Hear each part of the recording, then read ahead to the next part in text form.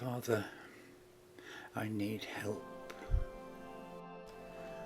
What is it that is troubling you? I'm nearing the end of my life now, and I am burdened and shackled with guilt. Guilt? What sort of guilt?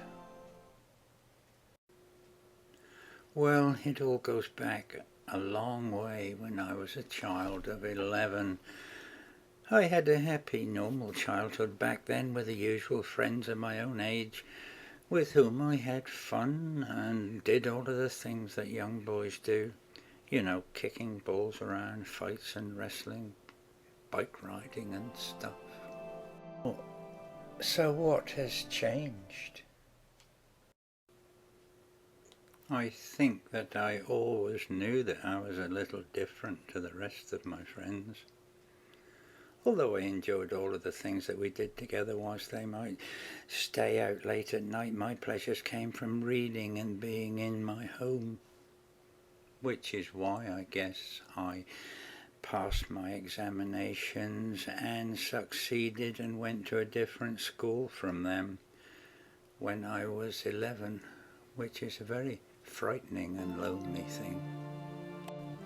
Well, surely that is all to your credit, but I can understand how difficult it is to make new friends under different circumstances. But how has it led to all of this guilt that you are suffering? It happened when the sports teacher... I cannot hear you.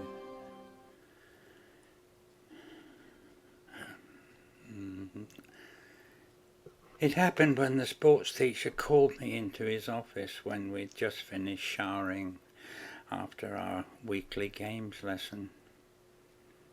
What he did hurt me very much. I was only 11 years old. Oh, my child.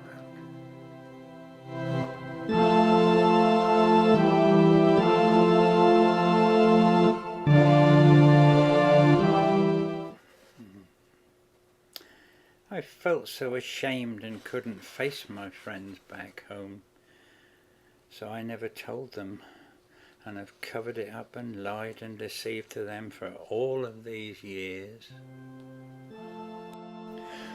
Oh, my friend, I can only imagine the grief and hurt you must have felt, but you were only a child.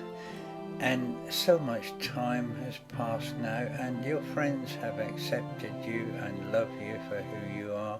But I feel you must speak out, you must speak the words and relieve yourself and come out and release all this pent-up guilt that you have all those years ago. And you are in the presence of God here. He told me to sit down, and then he sat beside me and he put his arm round my shoulders. He said that it might hurt, and then stood up. He looked down at me for what seemed a long, long time, and then he said,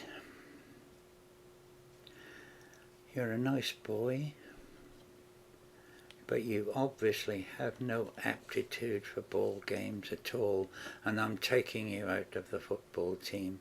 From now on, you'll do cross-country running for the sports periods." And then he told me to go and get dressed. So how could I tell my friends about such a thing? My friends are so mad about football, and they wear their scarves and they go to all the matches when they can afford to, and almost make it a religion. So I have been guilty of these things, and I've been untrue to myself and to them all of these years. And the truth is, I hate football.